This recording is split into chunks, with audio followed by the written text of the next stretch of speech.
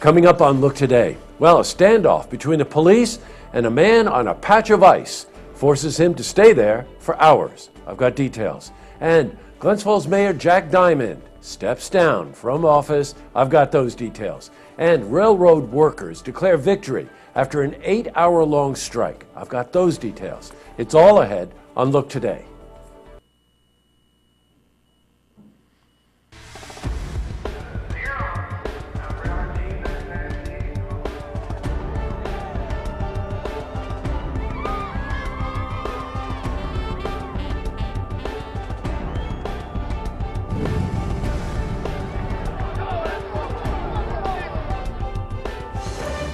Welcome, everyone. I'm J. Hood Jackson, and this is Look Today. Well, in tonight's program, I sit down with Lois Celeste of the Saratoga Senior Center and Ken Sieber of Berkshire Bank in our weekly Look at Seniors. I also sit down with Ruth Fine to discuss International Women's Day. But first, these headline stories.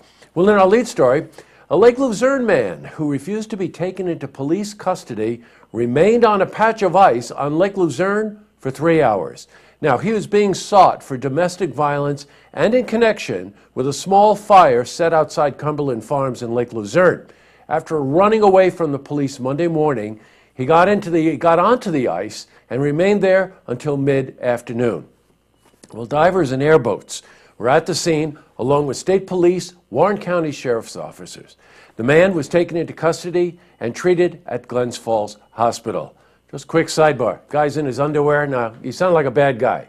So probably it was no day at the beach, pun intended. But there he is in his underwear on the ice. They take out helicopters, attack dogs, and military gear. He must have been pretty bad. In other news, well, following up on our breaking news story yesterday, Glens Falls Mayor Jack Diamond announced that he will step down after 8 years of being mayor. His decision to step down is to comply with city charters. The charter states that no city official will serve more than 8 consecutive years. Jack Diamond is currently in his second term, and under normal circumstances, he would remain in office until 2017. However, following the death of previous Mayor Roy Akins in 2008, Jack stepped into office and finished the remainder of that term. And so, Jack Diamond will resign the office at the end of 2016, having completed 8 consecutive years. Congratulations, Jack. Switching from news to weather. Temperatures were in the mid-50s today, and tomorrow's going to be a hot one. So for a more detailed look at your weather, we head to the Glens Falls Weather Center for a look at your first forecast. And back to the news. Well, after an 8-hour-long strike, the union representing Canadian Pacific Railroad workers declared victory. Union members picketed near rail yards in Fort Edward, Whitehall, and Saratoga Springs.